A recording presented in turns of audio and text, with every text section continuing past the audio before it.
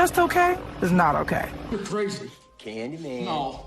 Candyman. No, don't. Candyman. No. Candyman. Don't. Candyman. High quality acting.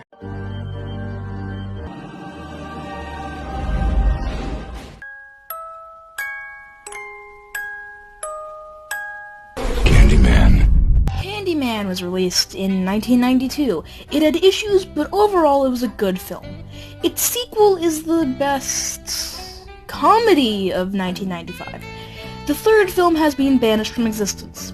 Candyman 2 is a mediocre film that thinks it's cool with a K. Now, I would just like to say that these reviews are just my opinions, and anyone who says that their review of a film is objective is lying.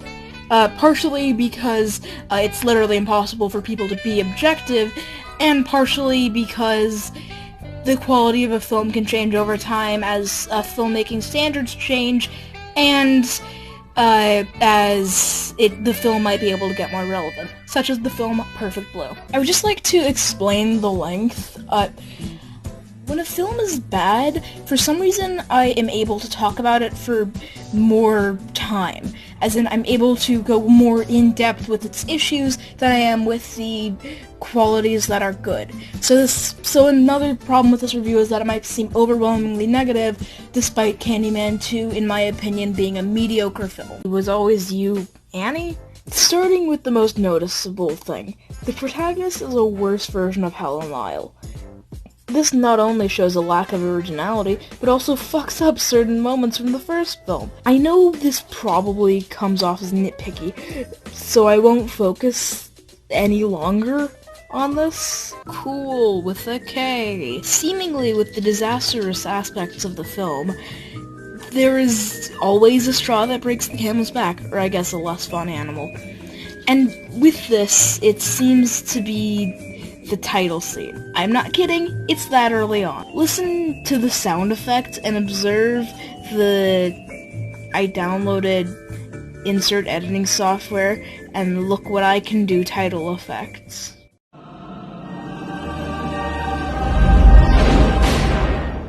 Candyman reskinned after its appendix was removed. The good aspects of Candyman, hello to the mistranslation, are all just transplanted, yes I'm sticking with the order metaphor, from the first film. After being put in a burning suitcase off the edge of a cliff, oh no, it fell! Take the first Tony Todd monologue in each film, and note not just how similar they are, but note why one is more effective than the other. I am the writing on the wall, the whisper in the classroom. Without these things, I am nothing. So now I must shed innocent blood. I am the writing on the wall, the whisper in the classroom.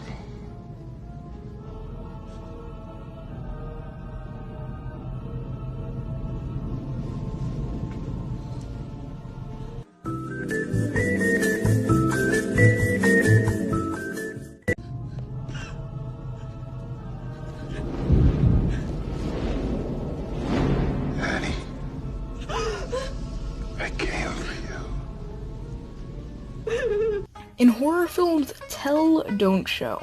The subtitle's slightly hyperbolic. What I mean is maintain the fear of the unknown. It's so much worse to have to imagine it, and also it's so much cheaper to not have to do the effects, and I find it kind of confusing. This should not be parading against violence and effects in horror films. My favorite film is The Thing, 1982, known for its practical effects. The thing about The Thing is that it knew how to survive with and without the violence, and that worked as a way to make it more difficult to watch. In fact, I would just like to respond to a review of the film by Roger Ebert and Siskel, the people who were wrong about everything. And then it gets very bloody and wildly bloody, and it looks like some of the crime photographs, frankly, that Ouija took, but not in black and white, but I mean, blood splattered everywhere. And I thought, gee, if they had reduced the amount of the Candyman, reduced the attacks, they had a good film working here. my guess on this film, because it was directed by Bernard Rose, who was a very good director, Yeah. my guess is the original screenplay was an extremely elegant and smart idea, and somebody came Yes, along, give him a bigger hook, let's have more blood, let's have more gore, we have to go for the splatter film audience, we have to go for the kids in the multiplexes, and they added a whole layer of extraneous violence You're right. to what was essentially a great story to begin study. with. What? How the fuck is it too bloody? There were only 2 attacks. One of them was entirely implied off screen until we see a 2-second image of their fake-looking corpse. The other did have a blood splatter, but even then it's still relatively tame. The splatter film crowd, I do appreciate the occasional stupid slasher, would probably find the film too ethereal and cerebral. Saying the film is too bloody is akin to saying that the sex scenes in Rocketman were too graphic. If you haven't seen the film, it literally got a PG in British Columbia.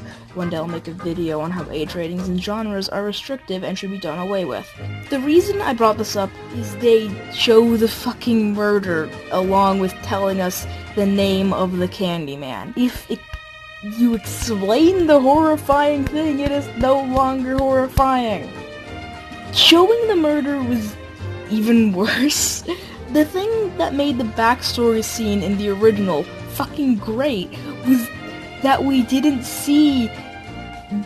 We just heard Christopher Hitchens look-alike explaining what happened to the Candyman and sound effects. As the camera zoomed in on Helen's face, they not only saved money, but presented it in a way that is better than if we were to have seen it. In an interview, Tony Todd tried to explain showing the lynching away by saying, Now, there are a lot of fans that don't get that, but the ones that are intelligent do. It's a gothic love story at its core. Is he saying that the second film, Candyman is trying to seduce his great-granddaughter? Look, Tony, we appreciate you and you're great, but even ignoring the gross bit, being a romance doesn't explain showing the backstory. The Unintentionally Disgusting Bit. For this section, I will be reading a Twitter thread I posted immediately after watching the film. Okay, so I just finished watching Candyman 2, and it was the best comedy of 1995. I would just like to point out something. In the flashback to the murder of the Candyman, they had Caroline say daddy. And then, later at the end, Annie explains to her daughter, while showing her picture book, that Caroline's daughter was Isabel. After turning the page, Annie's daughter says, "Who's that?" while looking at a photo of Candyman. So, Annie explains that he was Isabel's dad. Reread that if you don't understand. Through incompetence, they made incest a part of the story. How hilarious is that? Conclusion. Candyman 2 is a film that tries excessively to be cool with a K, but in pursuit of coolness with a K, it forgets to be a good film. It's just fine, not to mention the incest, intentional and unintentional, which makes my opinion of the film be mediocre on the verge of being bad. I still haven't decided whether or not to cover the third film, and I plan to remain undecided for at least a few weeks.